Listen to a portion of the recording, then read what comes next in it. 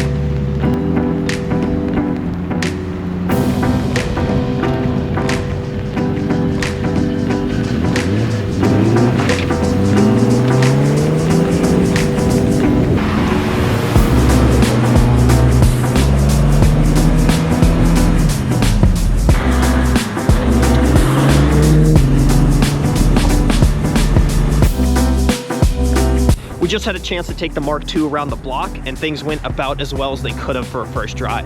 And I know Nick, the owner of that car, is a really stoic guy, and he doesn't always show his excitement, especially on camera. But from conversations I've had with him, I know this is a huge and exciting day for him, really years in the making.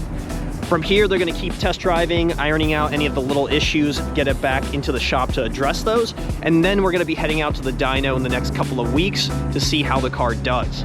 Now, if you guys are interested in seeing that, make sure you like this video, subscribe to our page, and we'll see you in the next episode.